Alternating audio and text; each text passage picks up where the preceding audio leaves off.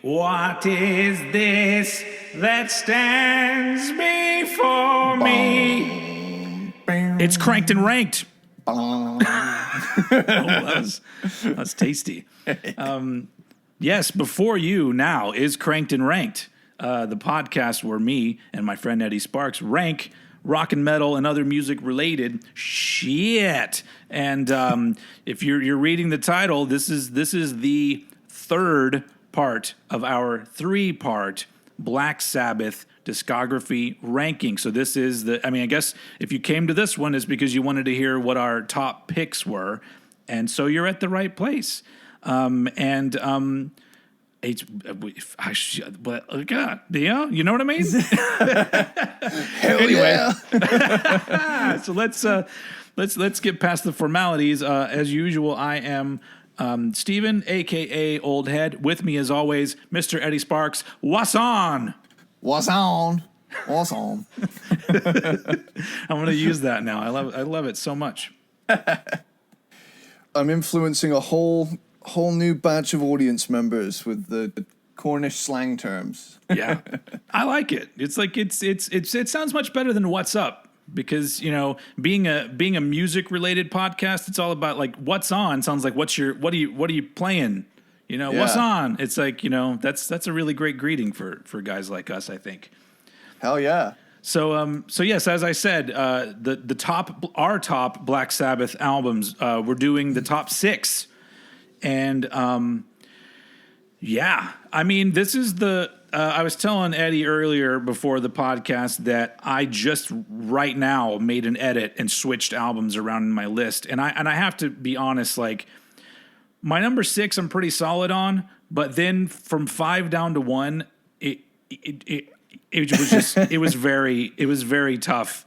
Yeah. It's almost like we were getting a grade for this, or we were somehow affecting history with our choices, because I took it very seriously. But I guess I'm happy with where my list is now. I don't know. Yeah. That's the thing. These aren't set in stone. They're subject to change, but they are generally around the area, you know, that we would put them. Yeah, because in episode number 2, we had already entered Banger Central, and now we're literally in classic Banger Central, where it's like unfuckwithable content that we're just fumbling around with and putting in some kind of order. But yeah, so I guess let's jump right into it, because this is going to be literally and as we've discovered in the last episode, that our top 6s are going to be, aside from 3 albums, different. And that just makes this a much more interesting episode. I think so. And so let's jump right into it with Mr. Eddie Sparxx's number 6 Black Sabbath album. Cool. So my number 666 is Satan. is funnily enough a different number, which is Volume 4.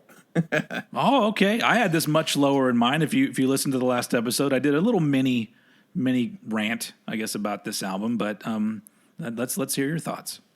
So my thing is, this one for me was a grower. This was a grower album. I felt very much the same as you did when I first heard it. I was like, oh, this is kind of a step away from what I liked about Master of Reality. But over time, you know, whenever I revisit it, I hear stuff and I'm like, oh, I forgot that riff I had stuck in my head for a while was from this song. Yeah.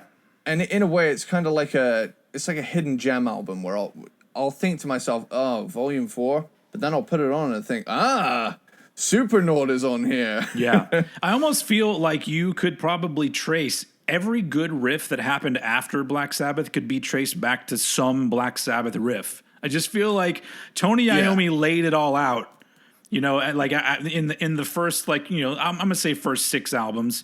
You know, I'm Yeah. okay. The Ozzy era in general is classic to me, but the first 6, like every album has at least one, if not more, songs where you go, that fucking riff. Like so it's like, it's almost just like he was just like, here, I'm laying out the tools for all of you future metal folk, and please use them wisely.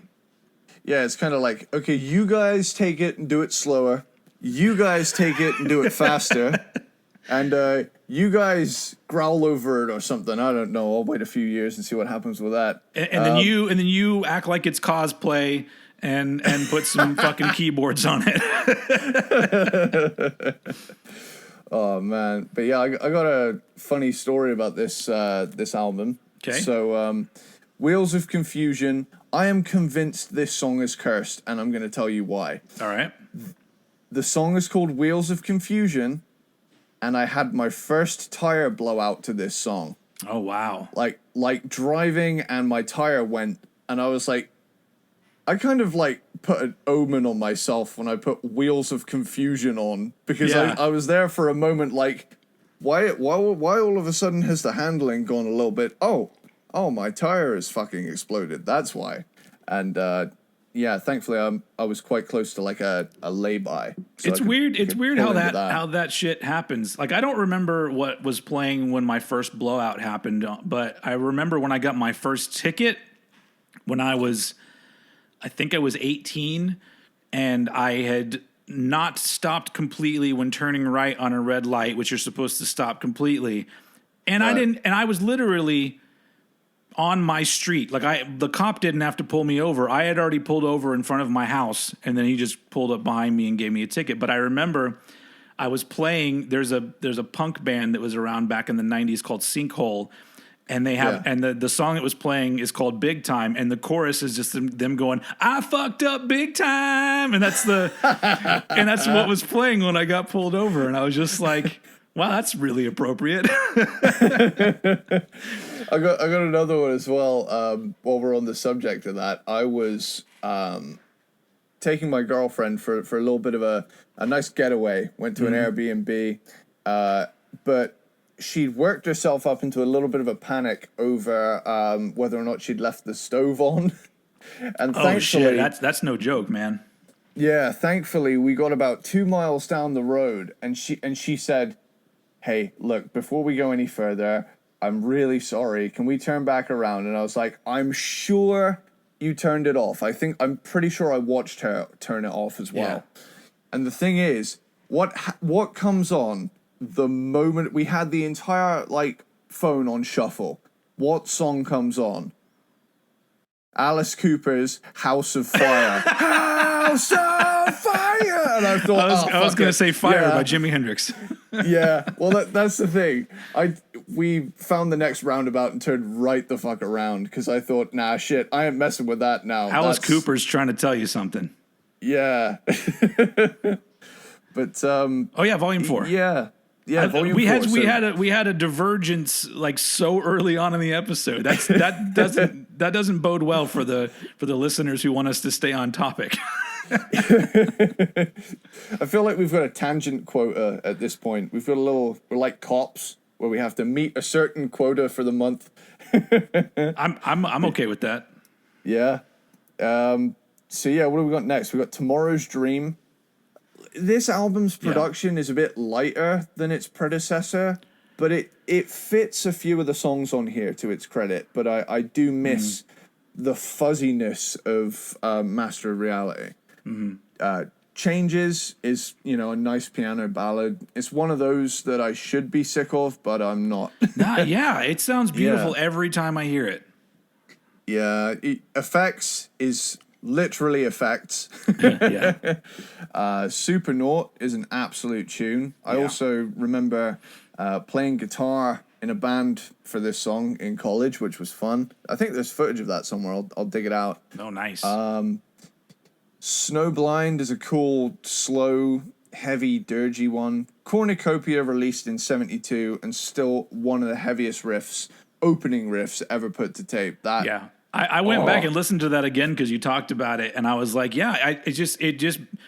my problem with this album is the fact that that is such a fucking heavy it's such a badass beginning to that song, and then it just goes into Yeah. something that I go, they could have done a little bit better in the writing of the next part of that song.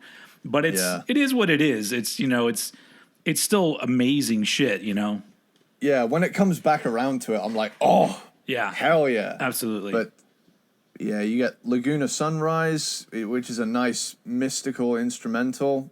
Which funny enough, that was included on We Sold Our Soul for Rock and Roll. It's like the greatest hits or the best of Black Sabbath, and yet that one is on there. And I'm just like, who sequenced this fucking album? Yeah. Compilations are funny, man. Well, we should do an episode about that at some point. But all I know is that the thing that has always pissed me off about compilations, because if you buy a compilation that's a greatest hits compilation, it's because most of the time, because you just want all of the best songs together in one thing. But what do most bands do? Oh, you remember this one classic song? Here's a shitty live version of it instead of the version that you're really wanting to hear. And I'm just like, just don't do that. Put out a separate compilation of B-sides and live shit, and the fans, will go buy it. But there's so many bands that have done that and just like taken a classic song, and I'm like, you ruined the sequencing of this album, because now all of a sudden one random song is a live version. It's like unnecessary, but okay. Yeah, for sure. St. Vitus Dance. Is it St. Vitus or St. Vitus? Vitus. I mean, I only know that because there's a bar, a famous bar, I believe it's in New York, called St. Vitus. Ah, cool. And the band called St. Vitus. I wonder if I think St. Vitus is actually owned by one of the guys from the band St. Vitus. I might be wrong. I'm not a New Yorker. I've never even been to New York, so I'm just talking out of school. So feel free to correct me, people of the internet. And, in a funny turn of events, I have been to New York, which is weird because I'm not from America. Yeah. Yeah. I mean, I've barely traveled outside of my state. So, I mean, it's fair. It's never really been a desire of mine until recently. Like to be, honestly, my wife and I have literally thrown around the idea of going to England now. Wow. And I'm just like, well, yeah, I know people there now. So it's like, I can go bother them. I mean, it's something to do besides just go see the Tower of London or whatever, Oh man, yeah, awesome. Where was I at, Billy? Cornucopia was the last one, I believe. Oh no, I was up to some Under the Sun. I'm up to now. All right. I had a meaty riff face on with this track. The production isn't the heaviest. Like, this album probably possesses some of their heaviest riffs, but production-wise, as a whole, it's not their heaviest album. It's a very creative record, and, kind of the beginning of the experimentation they would refine on their later 70s stuff. Mm-hmm. But, yeah, it still doesn't beat my top 5. So that's why it's coming in at number 6, volume 4. Sweet. Also, if anyone can actually hear it out there, I apologize. There is yard work being done next door, and so I'm just hearing weed whacking going on right now. But I don't know how loud. I don't know if it's being picked up by my microphone or not. If it is, it's barely. But anyway, so yeah, my number 6. So out of my top 6. This is the only one that I'm perfectly fine with my placing. After this, 5 through 1, it's that you could just jiggle those around in a bowl and grab one, and I guess I'd be fine. But my number 6 is the debut album Black Sabbath from 1970. Cool. And some people I might put this as number 1 because of just literally the historical significance and the weight of the influence that this one album holds. And I absolutely agree with that. But ranking it with other Black Sabbath, to me there's cover songs, there's extended songs that don't really need to be extended that long. 'Cause, I mean, I mean, in from what I've read, they recorded it all in one day, and it was just their live set. So I get that that makes sense that there's some jammy bits and a long solo from Tony Iommi with nothing, just his fucking guitar. So it makes sense because that would be a live performance. And so in that regards, it's pretty cool. But really, like, once you get past like the song Black Sabbath and, you know, NIB, the rest of it's just good. It's, you know, it's not an amazing album, but it's iconic status is what, you know, it's deserving, you know, like there are some metal albums that I would argue people will say this is one of the best metal albums ever made. And I'll, you know, scrunch my face up and be like, why? Because is it important because a lot of people have said it's important? But in this particular case, I don't think there's any arguments about the significance of Black Sabbath. And it was interesting too, because when I decided to sit down and figure out where I was going to rank these last albums, or I guess the last half of them that I was doing, I was sitting out on my front porch. And literally, as I start playing Black Sabbath, it starts to rain. And I'm just like, dude, wow, this is a moment. And that's awesome. Yeah. So honestly, like, this is a great album, but they did much, much better than this. And if we were just basing it on songs and not necessarily what the album accomplished, this would be way down lower on my list. But I can't deny that it's just, you know, when an album is that important, I just can't overlook that, you know. And so I had to put it here at number 6. It didn't make my top 5, but it's just, you know, how many albums have the reach and the influence that this album has? Like, I can't think of many. Like, you literally would be wading in a pool with like the Beatles and shit like that, you know? Yeah. Like stuff that has just influenced so many people.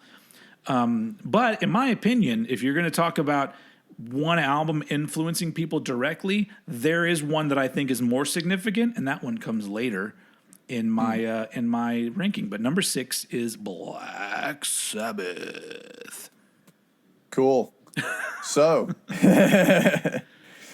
now we are in the definitive top 5 of our lists. Hell yeah. So my number 5 is Mob Rules. Okay. I mean, I'm happy that it's in the top 5, so let's do it. It wasn't going to be any lower than top 5. So yeah, Turn Up the Night opens the same way the last album did, with like an up-tempo burst of energy. The last album being Heaven and Hell. I realized how I worded that wasn't exactly the the best way. But the previous album from Black Sabbath, which was Heaven and Hell. The first with Dio, and now this is the second with Dio. It is indeed. It is. Just for those of you at home that may not know. Listening to a Black Sabbath podcast, not knowing who Black Sabbath are. Hey, you know what? Maybe a random younger person stumbles upon this and says, hey, I want to learn about this metal stuff. Let me start by listening to these two blokes talk about Black Sabbath. And so, you know, it's important. I feel that's it could true. be. This one here could be a helpful one because it'll point people to the good shit. So yeah. So Turn Up the Night is, again, one of those more new wave of British heavy metal kind of ones. Like, even in the guitar solo, it's very Maiden, like early Maiden kind of stuff. Which is interesting because it's also produced by Martin Birch, and so he was producing Maiden. It's so, you can hear it there as well. But it's still done in a Black Sabbath sludgy way. Yeah, which is awesome. You know, these early 80s Dio albums are something else. Voodoo has like kind of a Judas Priest feel to it. There's a real badass swagger in this song, and Dio sounds incredible. Sign of the Southern Cross. Oh, yeah. My riff boner shot through the fucking wall when this one came on. I love this song. This is my favorite song on this album. E5150 is a spooky interlude, as they like to do. The Mob Rules, it rocks. That is hard. That is a driving too fast song for me. Like it's just one of the best. It's a limit breaker. Yeah, absolutely. Country Girl, yeah. Ronnie James Dio is the only fucker in the world that can make these lyrics sound metal as fuck. Yeah. Like the riff is awesome, but you think of any other singer singing "Fell in love with a country girl, morning sunshine." That sounds like '60s Flower Power lyrics, But then have them sing it like this, and it takes on a whole new vibe. Slipping Away, it's a cool rocking song. Oh yeah. Falling Off the Edge of the World, big epic song that just goes through a slow beginning and then an up-tempo intense second half. Over and Over is this awesome big ass ballad to close out on. I love this album. It takes I think Over and Over might not only have one of my favorite Ronnie James Dio vocal performances, but one of my favorite Tony Iommi solos. Close to the end of that song, it is fucking. You feel it, like it's so good. I think that's just a fabulous song and oh album. Hell yeah, yeah. Like I love this album. It takes everything good about Heaven and Hell and takes it to the next level. Yeah, it's just it is kind of a shame though that it wouldn't be long before things would happen behind the scenes and stuff would fall apart with Dio and Sabbath, and the 80s were very turbulent. But clearly I feel like it's pretty clear that Dio needed to be in charge of what he was doing, because he formed his own band and made more iconic metal. And so I feel like he's just one of those dudes that's like, this is cool and all, but I want to call the shots. And and so he did. And, the world's better for it, really. But, that's the interesting timeline lineup where Dio's making these albums that are pretty fucking badass. Ozzy, in my opinion, still making badass albums, and then Black Sabbath kind of floundering a little bit, Yeah. It's like these two singers are just going and being like, we don't need you. It's like a springboard. Like, thanks, Sabbath. Now we're moving on to greener pastures. And Iommi's just like, but I invented this shit. Anyway. Cool. So, yeah, that's my number 5.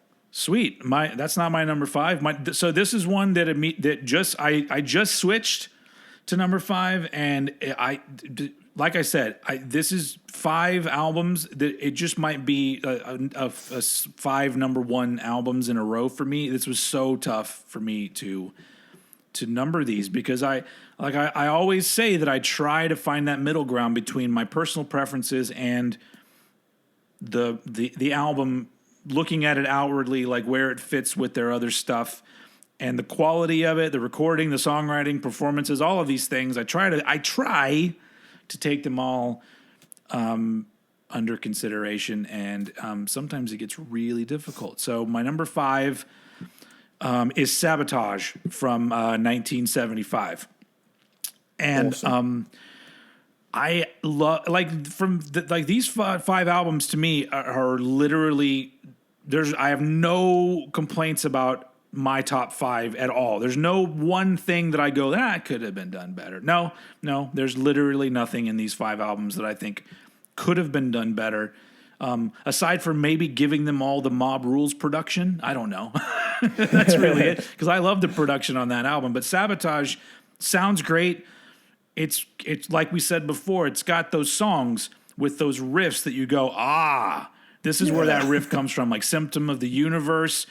Yeah. Yeah.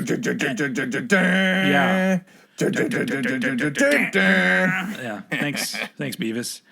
But and then it's Megalomania is like that's the thing that I miss later on in their career because they didn't really continue the progressive style.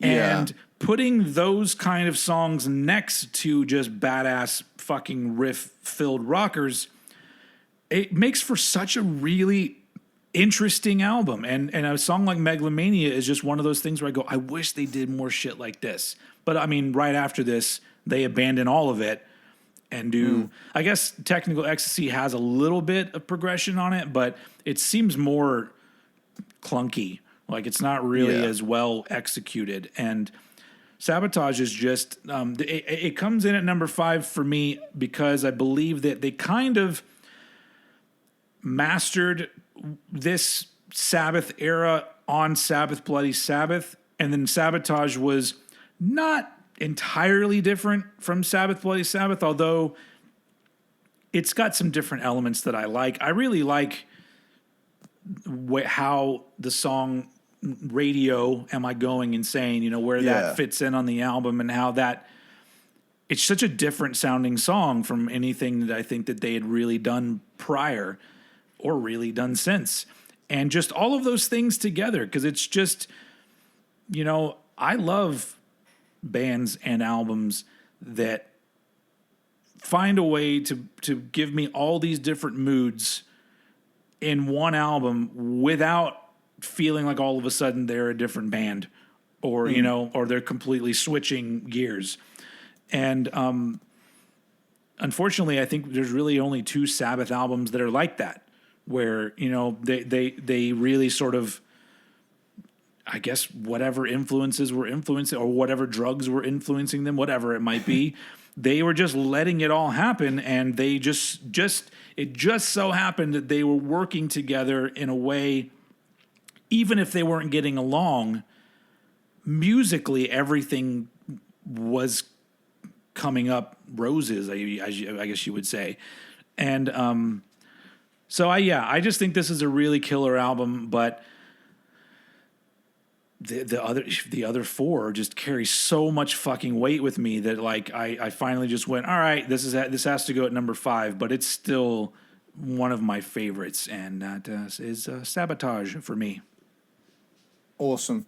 Yeah, it's one of those other ones that kind of grew on me as well, because ever since, you know, listening back to it, I feel as though I could maybe even bump it up to 6th or even 5th place in this ranking, but I've kind of, it's kind of in place now, so I'm rolling with it. But it gets a little more love today than it used to, but I remember for a long time it was an album that people would say wasn't very good, and I'm just like, how? Why? I don't get it, but fortunately that seems to be an opinion that's kind of gone away, and now everyone, you know, you see those fucking shirts that say, I only trust myself in the first 6 Black Sabbath albums, you know, those shirts. And anyway, it takes everything in me because, you know, I'm open-minded and I'm very fair, but sometimes that dickhead metalhead thing comes out of me where I see somebody wearing that shirt and I go, you probably don't even know any of the songs off of Sabotage. Take that fucking shirt off. Because it's always worn by somebody that I'm all like, have you heard anything else besides Paranoid? Really? And then you bought a shirt because you have enough money from your job at the coffee shop. I get it, man. Sorry, that was elitist Steven's coming out. Get back in your cage. But you know what? But I'm only human, and so I will always admit that I do have those thoughts in my head. But I'm smart enough and a good enough person that they stop there. I let them out here because this is a safe space, right? Nobody's listening. But yeah, it's because everyone has shitty thoughts. It's what you do with them that makes you the person that you are. And I feel like I'm the kind of person that I would never walk up to a person and go, name 3 songs, because that is the one of the most douchebaggiest. You might as well just go up and grab the girl's ass if you're going to ask her to name 3 songs, because you're being a piece of shit. And who cares? Who cares? Exactly. Honestly, I guess my only gripe is that Black Sabbath doesn't get any money from those T-shirts. So if it was an actual Black Sabbath shirt and I knew that they got the money, I'd be like, cool. Do you only know War Pigs? Cool. I don't care. They got some money from you. Yeah. But sorry, another side conversation. Not really side, because I was still talking about Sabbath, but Yeah. We're still in it. We're still in the zone. We're down to number. Are we already on number 4? Yeah. Wow, man. Okay. Wow, man. This shit just kicked in, I think. Bro. Dude. All right. So, yeah. What is your number 4 Black Sabbath album? Well, it's funny that you said you're only human, because my number 4 is Dehumanizer. Oh, man. Oh, yeah. I forgot that you hadn't talked about this one yet. Sweet. Yep. Dehumanizer is my favorite Dio Sabbath album. It's a fucking killer. That's the thing. It may seem like sacrilege to put it above Mob Rules in Heaven and Hell, but there's just something about this album that's heavier, too. So you get Dio Sabbath, and it's heavier. And for me, like, for some reason, 1992 is just a money shot year for everything. And it's like, I can pick any band's album from 1992, and it is 99.99% for me going to be good. So Dehumanizer is no exception. So let's get to it. Computer God. Fuck yeah to that groove. Dio sounding his badass self as always. After All, The Dead. Slow, epic, doomy one. I love the groove on this album is something else. TV Crime, is that up-tempo rocker, badass song. I think it's important to note as well, they didn't open this album with a fast one like they did with the other two, which kind of, I would imagine when they sequenced this album, they were paying attention to maybe not copying the whole grunge thing, but thinking people like groove right now, and let's jump back to that maybe to start it off, and then let it pick up the pace. I think later on. when they were recording this album, the grunge thing hadn't kicked in yet. So I mean, I don't think that would have been a thing. But maybe the alternative rock, stuff that was going on at the time. But or who knows? Maybe Tony Iommi was so in tune with what was going on musically. He was already into Soundgarden, and he had already heard Bleach. He was ahead of the curve. You never know. Jumping back to another like slow grooving one, you got Letters from Earth. That's a nice chuggy one with a nasty sleazy riff in the middle. Master of Insanity is a cool song, cool chorus in it. Time Machine, love this song, especially the Wayne's World 2 version with the Wayne's World. Just Wayne's World. Oh yeah, wow, Wayne's World, but it was the Terminator 2 scene. That's where I got jumbled up there. I'm sorry, guys. Continuity error there. The difference. Do you agree with me on this?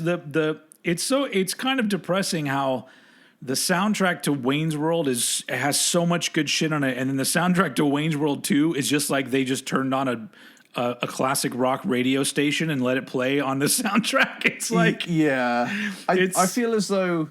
Yeah, I feel as though by the time 1994 rolled around, 1990, because the first Wayne's World was 92, right? 92. I think Wayne's World 2 was 93. I think it was the following year that it came out. So when they would have been making, Wayne's World 1, hair metal was still cool to like, and then all of a sudden they make the second one in a world where all the record labels are just culling the hair bands left, right, and center, and they're like, shit, we got to stay somewhat culturally relevant. Let's hop it back to the 70s and do a more, Aerosmithy kind of. Well, I mean, vibe. It's interesting because they could have moved forward with. This is not Black Sabbath related again, but they could have moved into more of the lesser known sort of like grunge band stuff because I believe on the first one True. they've got like, what's that group? Is it Rhino Bucket? Rhino Bucket wasn't a hair band, and they weren't really grunge, but they had that kind of, I don't know, Jackal or one of those bands kind of things going on. So they could have. It's almost like they just, the movie was being made and everything was rushed because even the writing in that movie isn't as good as the first one. So I almost feel like they just didn't want to take the time, and they're just like, what are some popular 70s songs that would sound good on a soundtrack? Cool, let's throw it out there, and then that's what you get, and it's kind of depressing, but I still like that movie. It's still got enough classic moments. It's grown on me. I saw it when I saw it in the theater. I wasn't super impressed. I was really just like, because some of the jokes don't land the way that they should.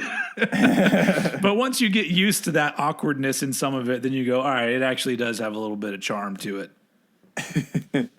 The best thing about Wayne's World 2, much like Toto's Kingdom of Desire, is it gets me laid. My girlfriend has a crush on because you do your Del Preston impression, and she wants to have sex with you after that. Yeah. We were looking for 50,000 brown M&Ms to fill a brandy glass, or else he wouldn't go on stage that night. Listen here, back around. Sleeping like this can add 10 years to your life. He's lighting up a cigarette. Yeah. I learned it from Keith Richards when I toured with the Stones. It's not a very. I can't do the accent very well. And then my favorite joke from that scene is the one where he goes, "Me, my old lady, and the road." Oh, who's the old lady? That's my old lady.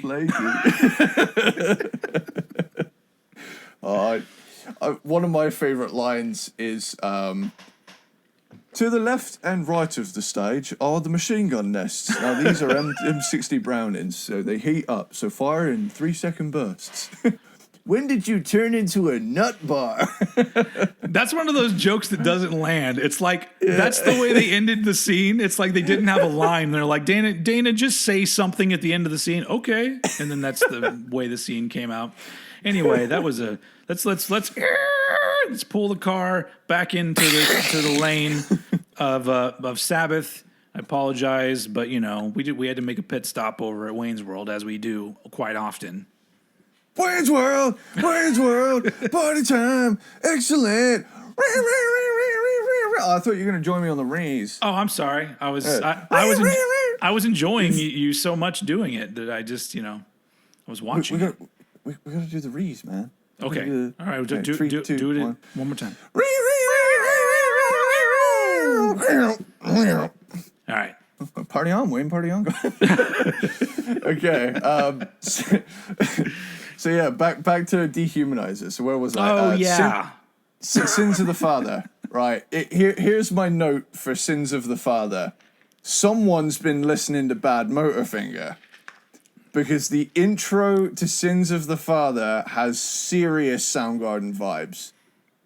Which one is it? Is it Searching with My Good Eye Closed? That seems correct. Yeah, they would not have heard that album unless they got some sort of crazy advanced copy. Because that was '92 also. Because it just sounds so insanely close. Also, Soundgarden loved Sabbath, so it makes sense. Like minds creating similar things. Yeah.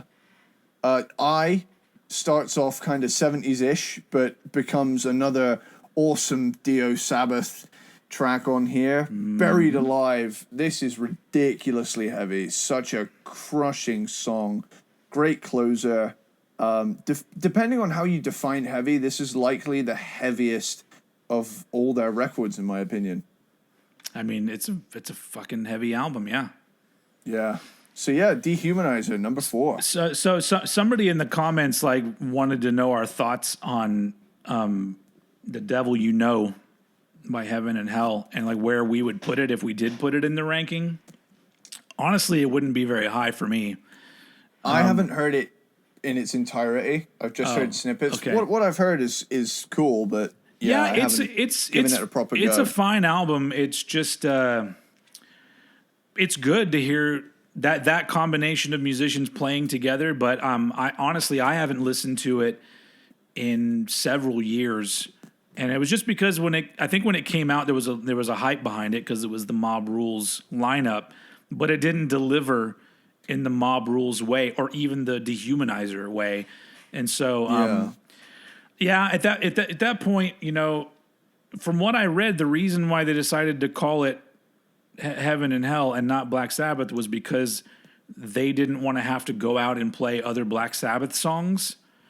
And so, you know, they could tour on that album and just play Dio era stuff and nobody would be bummed out about it. Whether that's true or not, you know, that's just sometimes you read things on the internet and you don't know.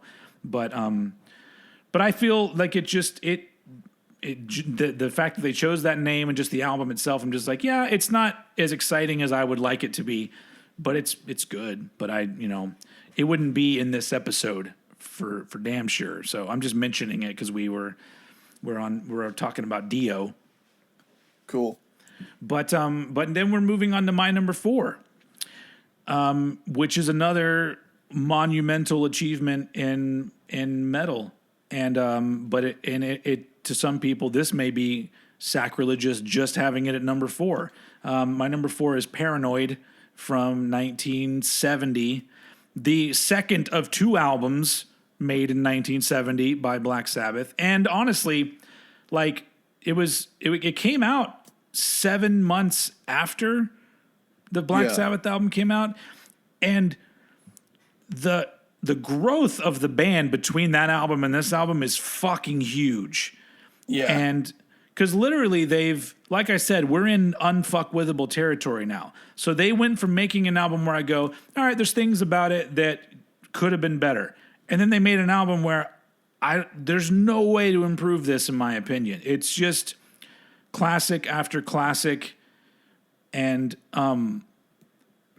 it's just, I almost feel like it's talked about so much that, you know, everybody knows War Pigs. Everybody knows Paranoid. You know, a lot of people know Planet Caravan, especially once Pantera covered it. Yeah. And, but it's just got so many fucking amazing songs and has one of my favorite Black Sabbath songs, which is Fairies Wear Boots. And it's just because just the overall vibe of that song, it's just one of those, you crank that shit up and it just feels so good. And I said this on another episode that it's got one of my favorite moments. Ozzy often did the all right nows in a lot of songs, but just him doing the all right now, like just the way that sounds, it just gets my blood going. And it's just, it's a fucking amazing song. It's an amazing album. This is the point where I'm like, I'm just talking about shit that hundreds, thousands of other dudes have already talked about on their podcast or their YouTube channel or their blog. They've already talked about how Paranoid is an amazing album, and it truly is. And it's there. I mean, it's the beginning of them, because like every band, like, you know, like every band's got that thing where even if you put out an unfuckwithable first album, your second album tells everybody who you truly are, I believe. Yeah. You know? And the fact that they put out an album that it's good, but then they follow it up with this, it's like in the story of Black Sabbath, it's just within 7 months they come out and go, no, just forget about that other thing that you heard. Here's the real shit right here. And it's just fucking amazing. Like, it's just one of those albums that I don't understand any argument against its classic status. I don't think I've ever heard an argument against its classic status because it's that kind of an album. The only legitimate reason I can think of is overplay, and even then, that is because of its staples of songs, you know. But the thing that I think a lot of people miss out on is that things become overplayed because people want to hear them.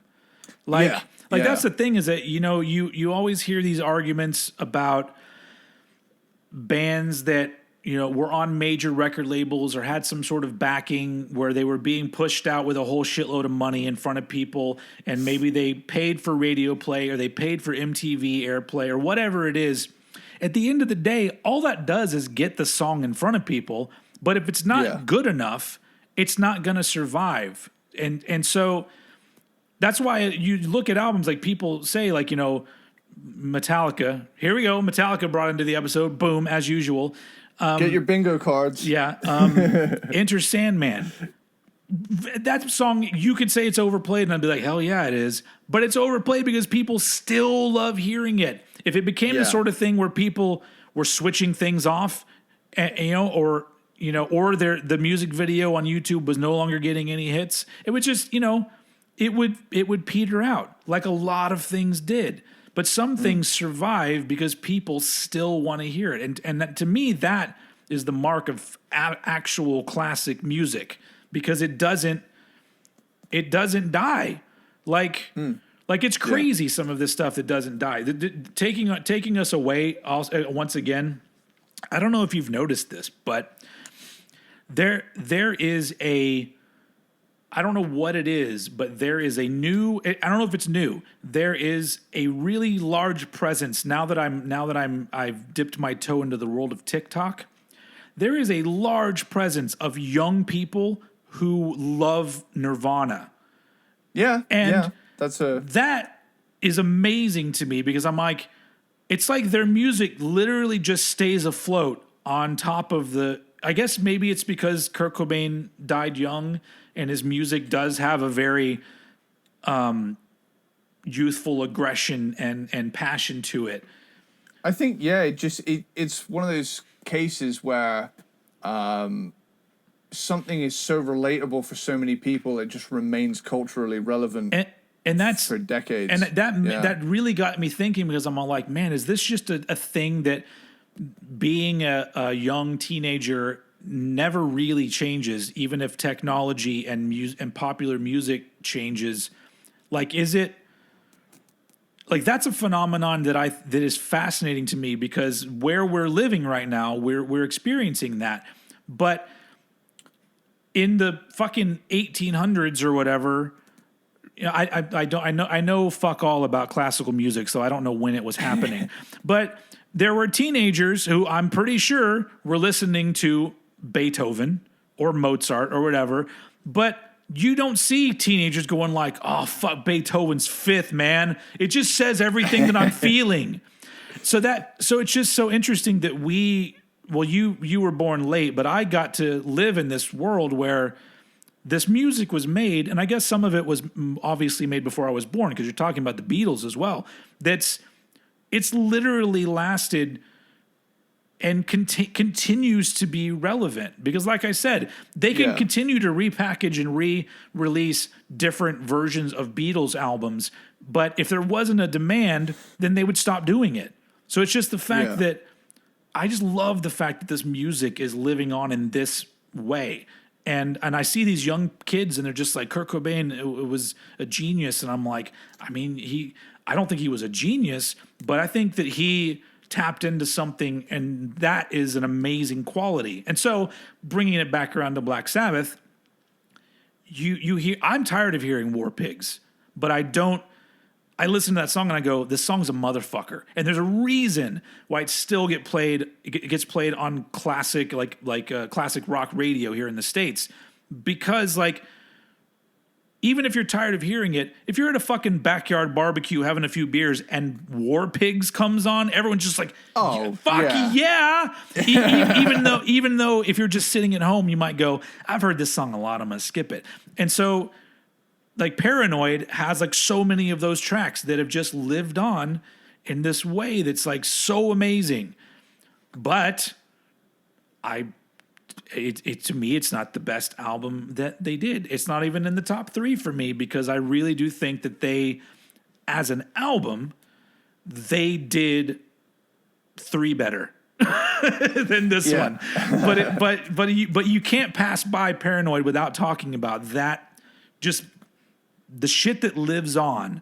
And I hope that when we're gone, this shit I hope that it's that kind of music where it doesn't matter that it was made 200 years ago. People are still going to say like, Paranoid, what a fucking great song that is. Like I hope. Yeah. I hope. These podcasts, maybe they'll actually just stay in the land of podcasts forever. And maybe somebody in the year 3021 is listening to this and listening to these, and like, first off, why do they talk so weird? Did they used to, why do they not talk in bleep bloops like we do now?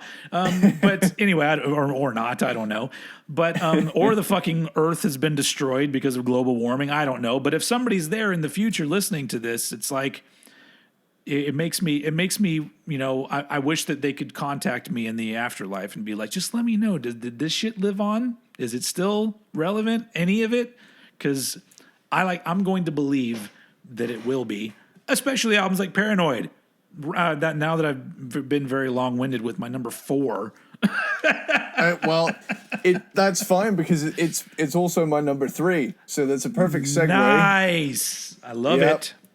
So War Pigs, I love it. This is a song I'm not sick of, and even though I have played it in a couple bands I've been in. Paranoid, I've played in every band I've ever been in, ever. That's a really good riff to learn when you first learn guitar. Yeah. Just that burn, dun, dun, doodle, doodle, doodle. It's easy enough to master, and it also gives your fingers a little bit of a workout. It's for beginner guitar players. Go learn.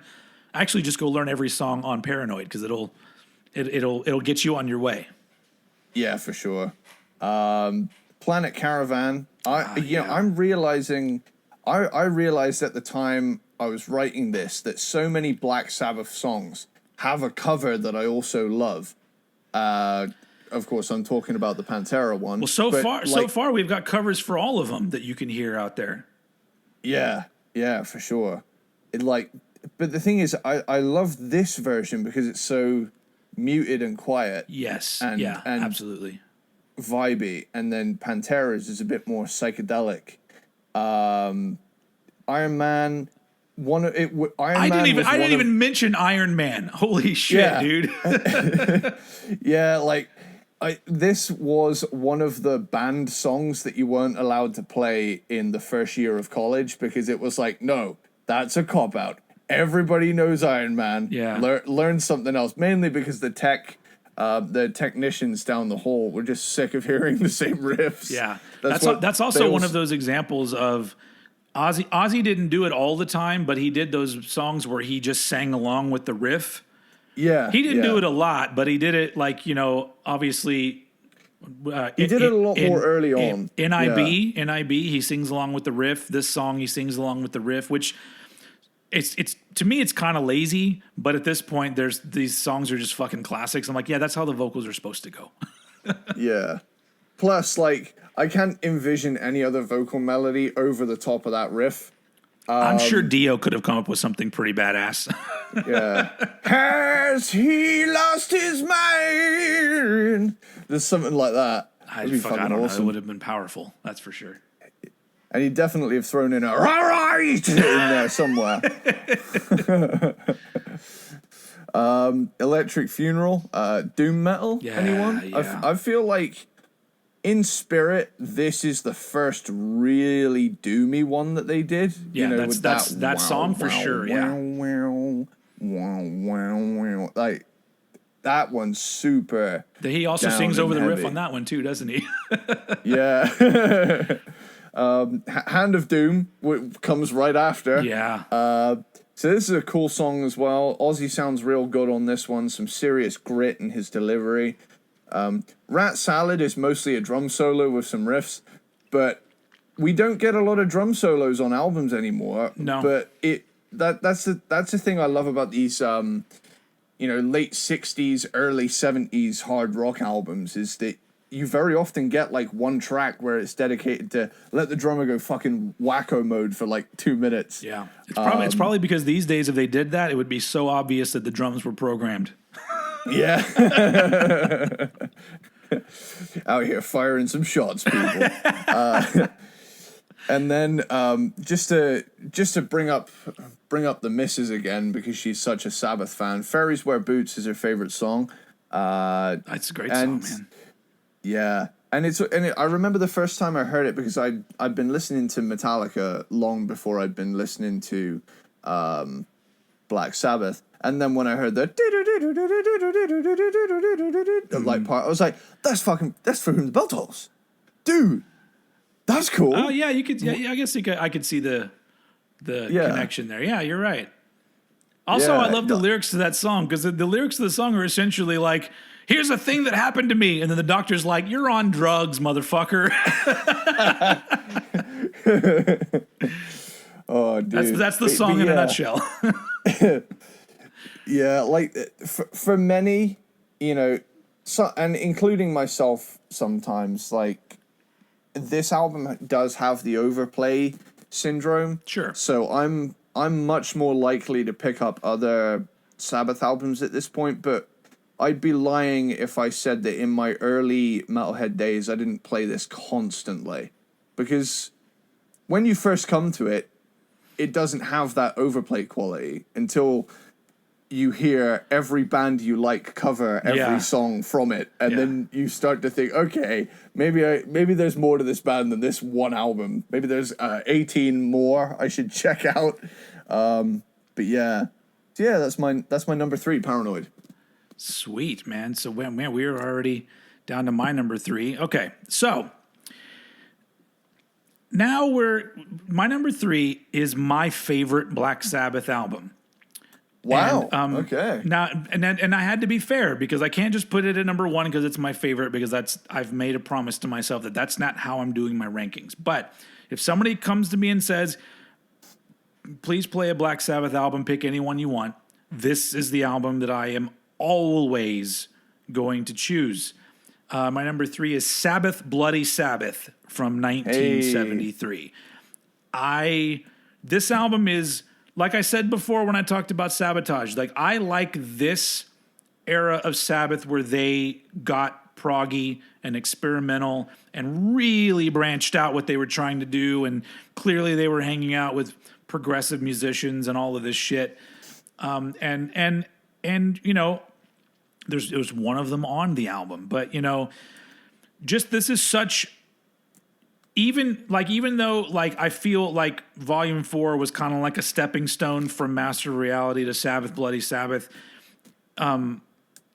this album to me is even taking Volume 4 out of the picture. The songwriting and everything on Sabbath, Bloody Sabbath to me is better than Master of Reality, which is a fucking phenomenal album. But it's only because I like the fact that this one just feels very open. Like it's almost like they were saying to everybody, we don't have any boundaries. Eventually it turned out they did have boundaries, but this album gives that feeling to me. If they could have been this band that did whatever they wanted, fucked with any kind of music, and incorporated it. But you got songs like Sabracadabra, which Sabracadabra might be my favorite Black Sabbath song. It's not. It may be my number 2. I think it's my number 2. But that's still a bitchin' riff, though. Well, there's that, and then there's the middle part I talked about before with the lovely lady. It's like that's the sexiest Sabbath ever gets. That part of the song, and the keys on that part sound fucking tasty.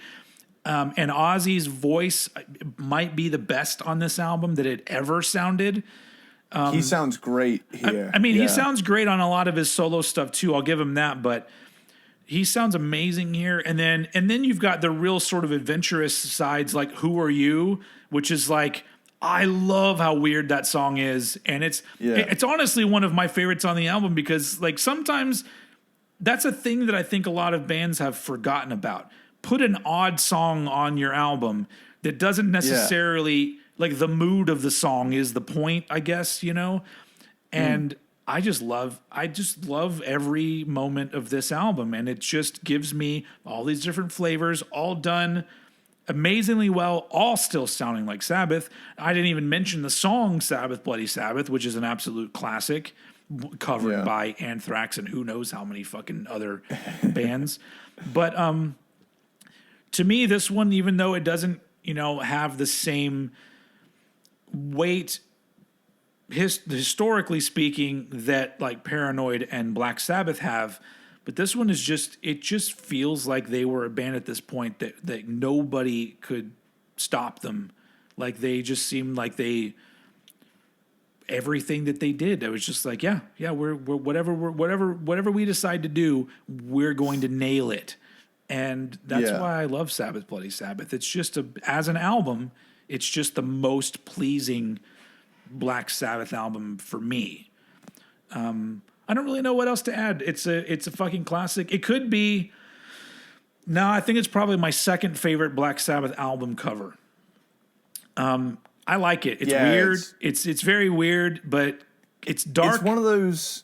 Yeah, it's one of those ones where the image is kind of like distorted, so you kind of have to really get in there and look at what's happening, because the colors completely threw me off. And then, like, I remember thinking for a while, oh, that's just some kind of demon creature, and then like not taking any more notice. And then you look further, and it's a dude on a bed that's being tormented by demons and shit, and the fucking bedposts say 666. It's got a lot going on, and I love the fact that it's very sort of like on the nose metal album cover, but I feel like it's done in a way where, like you said, you don't see it all just glancing at the album cover, Whereas like Black Sabbath, it's like, what is this? Oh, creepy person standing in field or whatever, not field, but you know what I mean, in front of house. It doesn't really, like, there's not a lot that you get out of it in repeated viewings, but I just love this album cover, and this album. Plus, it's my number 3.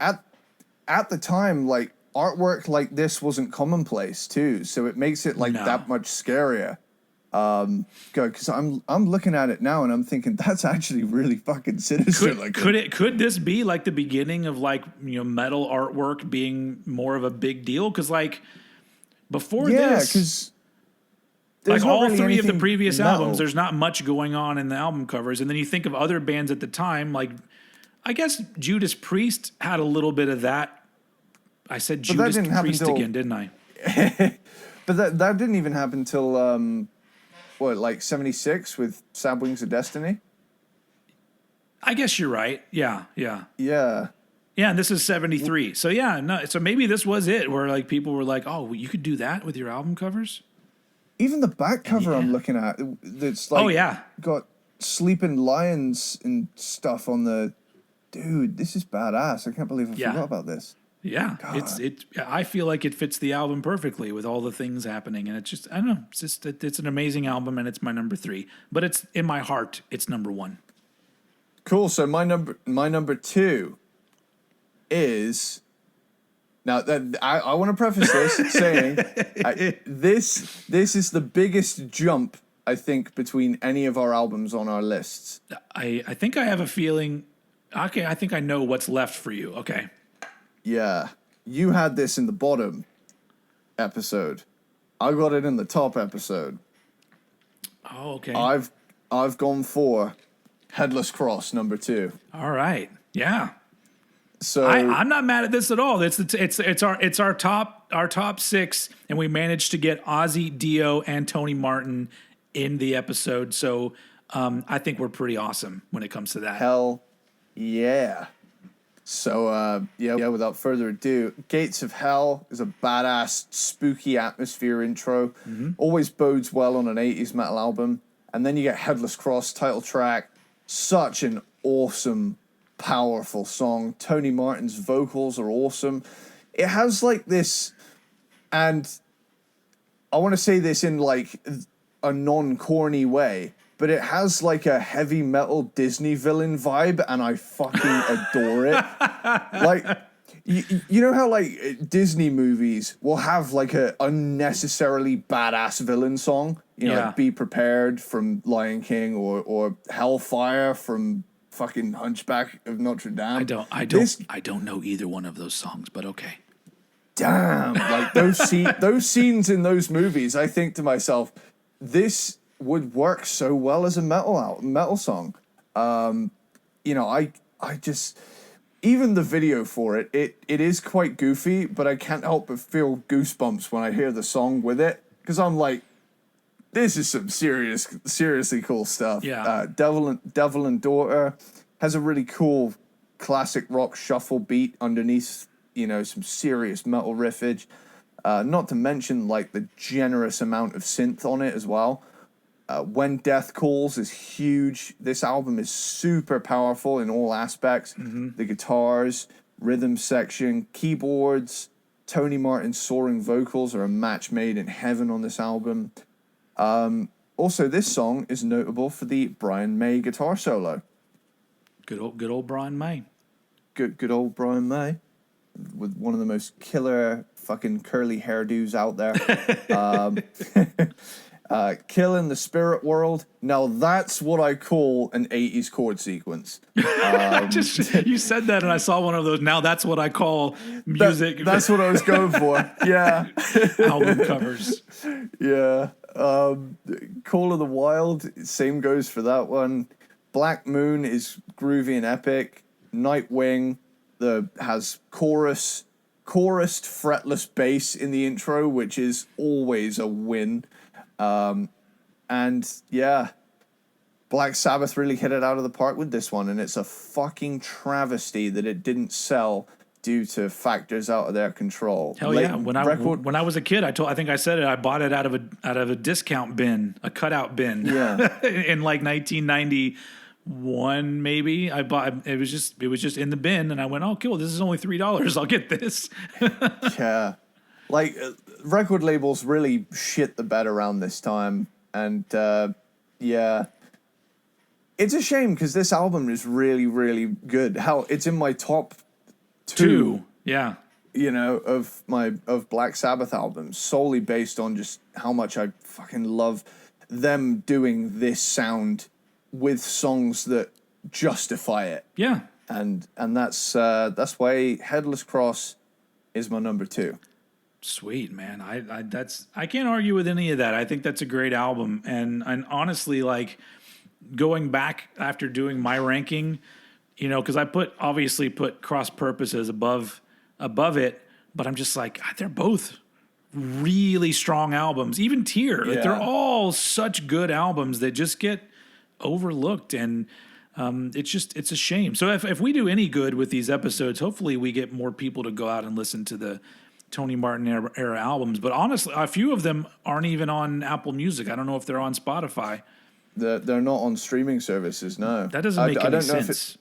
I don't know if it's like some kind of record label stuff, because they were with like a different label. I don't know the ins and outs of all of it, but yeah, there's no apart from Eternal Idol, which is unfortunate because it's one of the lesser Tony Martin albums. Yeah. But yeah, they need to do something about that. In fact, I think that we're past due for some like vinyl reissues. Yeah, I agree. Tony Martin era albums. Because I wanted to buy physical copies of Headless Cross, and I looked up, and the prices are fucking mental. Yeah. Yeah. Which is funny that I bought it on cassette for $3 back in the day, and now a cassette of that's probably going for $50 maybe. Hell, I'll buy it. I'm gonna, before I give my number 2, I'm just gonna say I love how this has worked out. I feel like this episode is ended absolutely perfectly, and I'll get into my number 2, and you'll see why. Because cool. Your number 2, Headless Cross, Tony Martin. My number 2, Mob Rules from 1981. Nice. Ronnie James Dio. So we get in the top 2, we're getting all 3 vocalists, and I love this. So Mob Rules, to me, it's my favorite Dio Sabbath album. Production-wise, it's my favorite sounding Sabbath album. I love the production on this album. It's one of those ones that, some albums, like you want to crank it up loud, but it gets to a point where you go, this is a little bit too much. This is one where it just feels so good the louder it gets. It's just like, turn it up and rip the knob off. Yeah, it's like, how did they manage to do that? It just sounds amazing. And once again, we talked about it before. It's Martin Birch producing and Vinny Appice on drums. This is this combination of musicians is just, it's fucking great. It sounds really good. There's a thing about the certain drummers and Vinny Appice is one of them, where it's almost like they play a little bit behind the beat. Yeah. And something about it feels so good. It's like the inflections, especially on his snare drum work. It's like he'll do a fill that almost doesn't make it. So that yeah. I'm trying to remember, because I'm not going to Google it right now because it's not important, but if there's a similar quality. It is Vinny Appice, the drummer that plays on Ace Frehley's first solo album, because those are both albums. Mob Rules and the Ace Frehley solo album are both ones where the drums are so great to me because they have this. It's a quality that, like, today you would rarely ever hear on an album, because everything would be tempo corrected to be, right on the beat, or they're playing to a click track or whatever. And it's like, and maybe they did play to a click track and that's just their style. But I just love the way it sounds. Did you figure it out? Who's the drummer on Ace Frehley? The 1978 one. Yeah. Anton Fig. Another fucking great drummer. So they're very similar in their approaches to drumming. And I love that. Like I'll talk all day about how Neil Peart is the best drummer ever, but there's something about your drummers that aren't technically so perfect and have their little. I would even throw like Dave Grohl in that camp as drummers. That Dave Grohl's not an amazing drummer, but he's got like a style that feels good when you hear him playing drums. And Vinny Appice is like that, especially on Mob Rules. And Mob Rules is it's literally, they just put the label all killer, no filler on Mob Rules. And that is all it is. It's just badass song after badass song. Everyone is in top form. And I just love the fact that it's not very different from Heaven and Hell, but it's just way better in my opinion. It's like the difference between Black Sabbath and Paranoid. And then you get Heaven and Hell and Mob Rules. And Mob Rules is just a fucking fantastic album. And we already talked about it, and so I don't really need to say much more about it. But it is like, it's just one of those ones that I feel like everything is so perfect on this album. And it's an amazing record. And it's just a band completely nailing it. And then unfortunately things didn't work out. It's so fascinating to me because you talked about Dehumanizer and Mob Rules, and those are both albums that you read about it and like they didn't all have a great time making those albums. And they would look back on them, especially Dehumanizer, and say like, "Oh, that was a pain in the ass."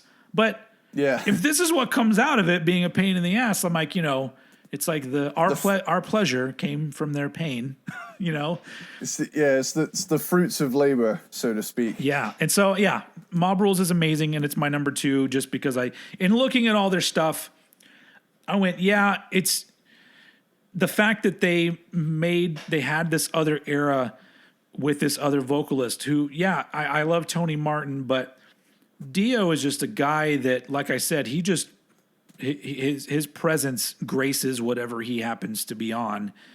And just the fact that they pulled it together and made this kind of album when their original vocalist was off making his own iconic music, and then they make Mob Rules. It's just pretty fucking sweet. So I had to put it here at number 2, which means that we have the same number 1 Black Sabbath album. So that's why I'm saying this worked out perfectly, because we get in our number 2s, we get Tony Martin and Ronnie James Dio, and then number 1, we reach we're at the same destination. We made this huge journey in completely different ways, but it led us both to the same album. So take it away, Edward the Great, Sparxx.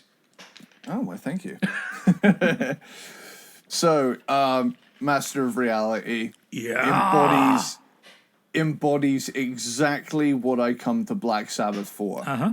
It's that fuzzy, heavy, smoky riffage. Yeah.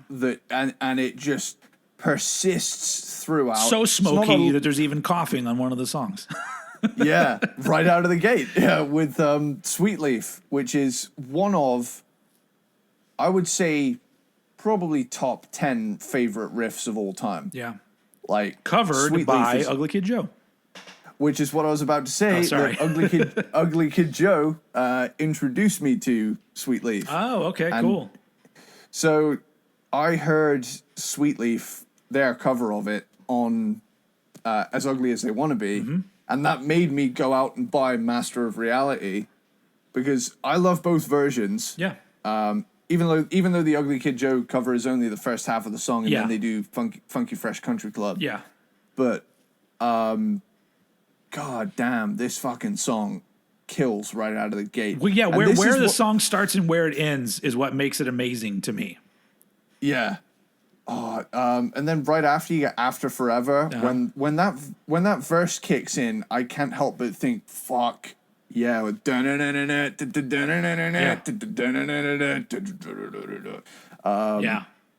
And here's the thing about this album. Ozzy singing along with the riff again. Yeah.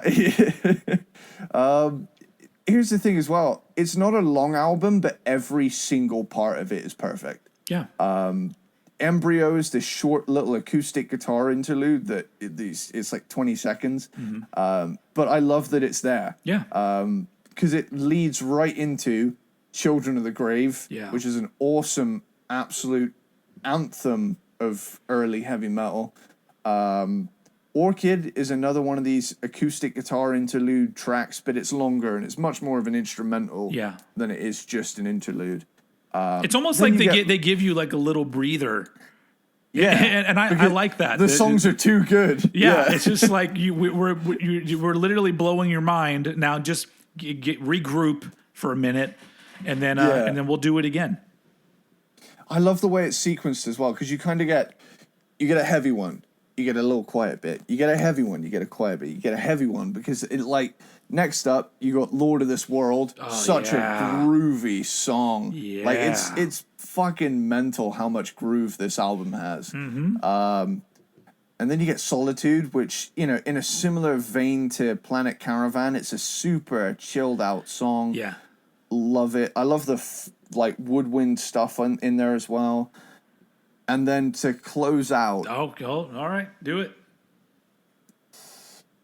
Boom.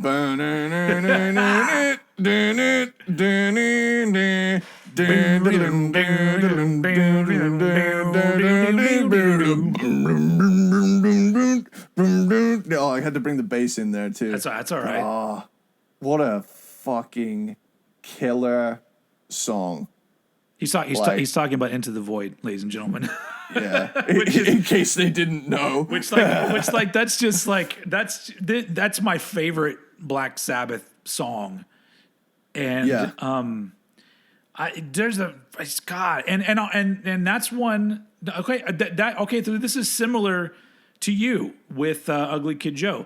I first heard this when Soundgarden covered it. Yep. On that weird EP they put out right after Bad Motorfinger. I don't remember what it was called. It's got a really weird long, all the words are combined title, and that it was on that, and they also covered like a Devo song, I think, and something else on there. But because at that point, like I had only heard we sold our soul for rock and roll, which Into the Void is not on. I don't know fucking why. And then I had heard Headless Cross. That was my Black Sabbath that I had heard by that point. And I just remember hearing Soundgarden cover Into the Void. I'm like, what the fuck is this? And like, that was it. That was, like, it's like the best riff I've ever heard. Oh, followed by here it another is. awesome riff. Here it is. It's Satan Oscillate My Metallic Sonatas. Yeah, That's the one. so I think That's it was either an EP that I think it came along, like they did a special version of Bad Motorfinger, and it was an extra CD that came with it. I think it's since been awesome. released on its own. I'm not really sure, but that's a hell of a fucking EP. Also, go listen to our Soundgarden ranking. We did one of those. We also did an Ugly Kid Joe ranking. So Hell yeah. there you go. And we did a Faith No More ranking. All these bands that have covered Sabbath, we've already covered them. Well, we didn't cover them. You know what I mean? Awesome, man. Yeah. Do you have anything else to say about Master of Reality? I mean, it's just it's one of those that if you want to say Black Sabbath, the album Black Sabbath, and to an extent as well Paranoid, started heavy metal. Yeah. Master of Reality started doom. Yeah. So, yeah. So I agree. In fact, the reason why I put this one at number one, well, aside from it just being a fucking fantastic album, but I was talking earlier about the original Black Sabbath album having, a really big influence over what became metal. But Master of Reality, to me, I almost feel like you can trace all metal subgenres, not all metal subgenres, but a good amount of them back to Master of Reality. Stoner, doom, grunge, all of these things I feel like any of those bands in any of those genres. You even put I know there's other offshoots like sludge and stuff like that. Yeah. I feel like all of those bands would just point and say like, well, Master of Reality is where like all of the pioneering bands of those sub genres, there's so many subs going on. I feel like this is where it all came from because it's just it's kind of like it's one of those albums that never stopped being cool to like. Yeah. Like that's the thing when you get grunge is, kind of retaliated against the metal of the 80s and even what Sabbath were probably doing in the 80s. But they had a major respect for this era of Sabbath because, all they were doing was playing these sorts of riffs with a punky attitude. And absolutely. And I feel in comparison to how I feel about Volume 4, like I feel like that one isn't warranted the status that it's given because it's not as good. To me, it's nowhere near as good as Master of Reality. It's got great shit on it, but Master of Reality is one of those albums that, like, if somebody says like that's our Bible for whatever band you're in, I'd be like, I fucking get it, because it's just because even the sound on this, like the progression of production quality from Black Sabbath to Paranoid to Master of Reality, like it gets better and better, and just the fact that like I think that Tony Iommi tuned down more on Master of Reality. And, and we have not even mentioned the fact that Tony Iommi wrote all these amazing riffs without having the tips of 3 of his fingers. Is that what he's missing? Like, so he in his work, like he chopped them off with a saw, right? The ends of his fingers.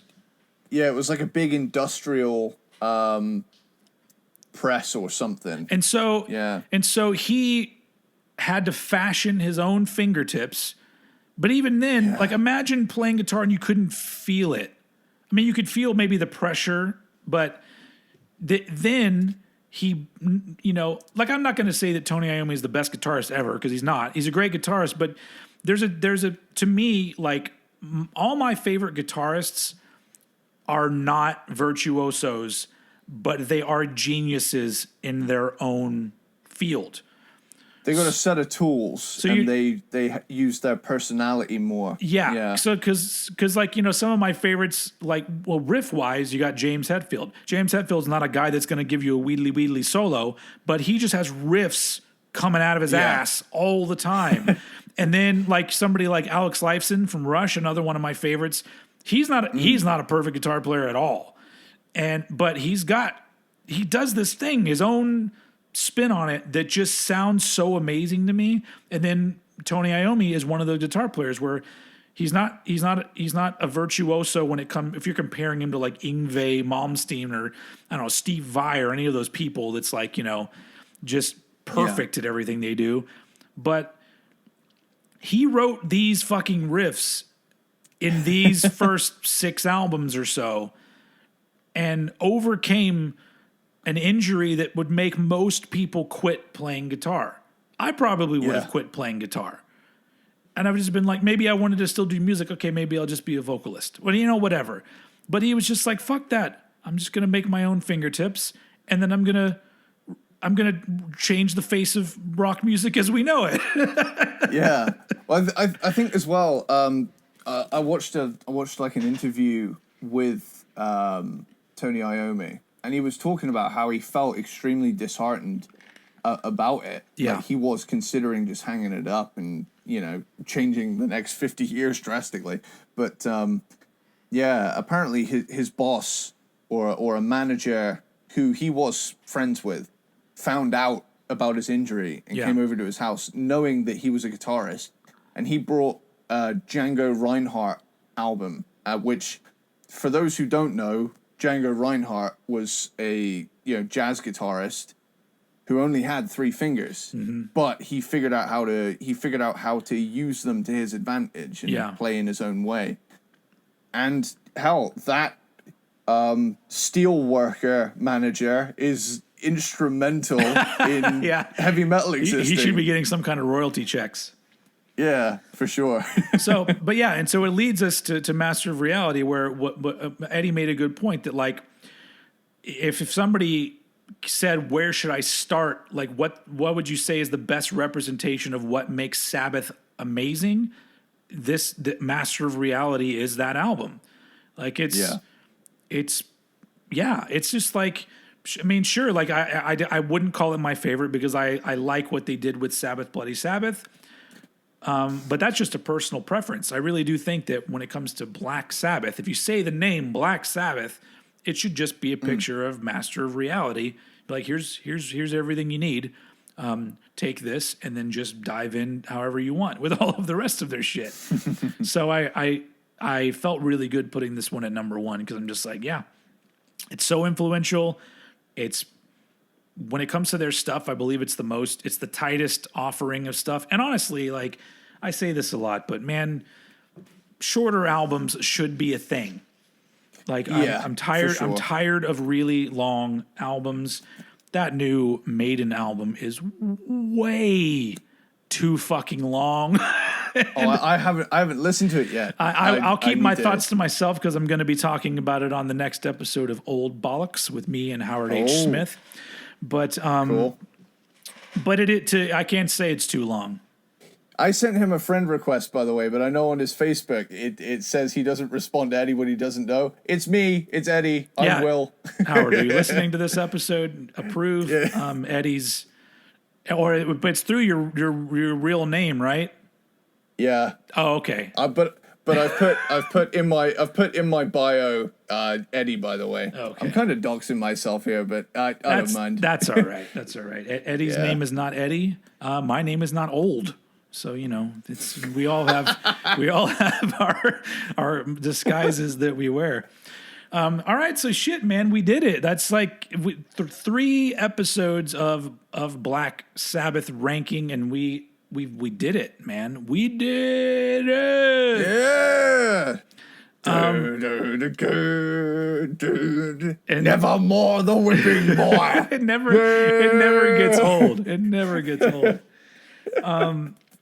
And I do have to say that I nobody can see this at home because this is not on video, but I subliminally put out a message with my shirt that I'm wearing. Because whenever we get around to doing another massive 3-parter, I'm going to insist that it be Rush. Because I thought you were going to be cryptic. That it was like it's a synonym for hurry. Oh no, it's okay because I don't know how soon we're going to get to it. It could be months and months down the road. But whenever we get to that point where we're like, you know what, I think we're ready for a massive undertaking again. I want that to be Rush because I tell you what, I was listening to Moving Pictures the other day in the car, and I was like, fucking fantastic. I was thinking, because that's one of the Rush albums I know very well. Yeah. That's the thing with Rush. I know a few albums really well, and then the rest I need to do a massive deep dive. That's going to be fun simply because of the fact that the album that people would mostly put really low, which is called Hold Your Fire, I guarantee it's going to be high up on your list. Because it is 80s production. Their songwriting kind of shifts a little bit. It's not like progressive rock really anymore. But that's going to be the fun thing is like you hearing 80s Rush. And I'll be like, well, I guess Moving Pictures is 80s Rush, but they've already I would say, Moving Pictures is still pretty progressive at times, but yeah. But anyway, but that's why I wore this shirt, because I'm all like, we're finishing up Black Sabbath. I'm putting out into the universe that Rush will be the next big one down the line. Just because it's one of my favorite bands ever. And but yeah, this has been awesome. I really love how this wrapped up. And thanks to everyone out there, Peanut Butter Platypus, to you all for, I've seen some really nice comments about just how good we're doing at presenting something like this, a 3-parter of hour and a half long episodes about one band. And it seems like the number one thing that I would like to accomplish is for people out there to feel like we're giving this music the respect it deserves. And I think that we do. I may talk a little shit here and there, but that's why we're not here covering, Creed. Although who knows, maybe one day we will, but at that point I can't really promise that I'll be respectful, because some of that music is fucking intolerable. But can you take me higher? I love that. I always thought that was such a weird shoe-in little melody. There's like, the guitar player was like, I got to do something to show off. This song is so fucking boring. I'm just gonna go boo-doo-doo-doo-doo. Anyway, so that's because I feel like for the most part we want to talk about music where we do have deep down an appreciation and respect for it. And honestly, like there's none more respected in the world of metal than Black Sabbath. I mean, really. Hell yeah. So yeah, that wraps it up for Black Sabbath. We've fucking ranked them, man, and I feel good about it. I almost feel like it really, because I was always really sort of on the fence about what's my favorite Black Sabbath album, and doing this has really made me go, oh yeah, it's Sabbath, Bloody Sabbath for sure. So yeah, do you have any parting words for the audience before we go? Yeah. This is one of those times where, no. I tried. I had something really good then, but it's gone. Bringing it back to Wayne's World 2 there. It rained all morning and it cleared up in the afternoon.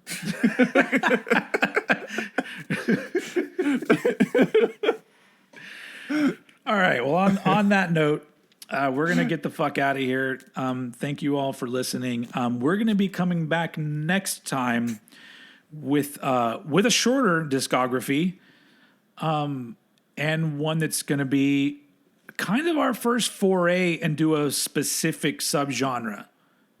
Right? Yeah. Have we done a band in this vein yet? I don't think that we have. I don't think anything that we've done so far could be qualified as this genre. Oh shit, there's like fucking, the outro music is playing while I'm trying to record. It's like, it's telling me something. Wrap it up, bitch. It's the Oscars. Yeah. They start playing the music over the speech. I'm sure nobody could even fucking hear it, but it started playing on my computer. Anyway, yeah, new subgenre, a really fun band to tackle next time. So make sure you tune in. I don't know, just once you see it pop up on your device, go give it a listen because it's going to be fun. But that's all for today's episode of Cranked and Ranked. Thank you very, very, very, very, very, very, very, I could say very a million times and it would not be enough, much Very. For listening and supporting us. And we'll see you all very soon. And as usual, I'm going to throw it over to my good man, Mr. Edward J. Sparxx, Esquire, to take us out. Later, dude.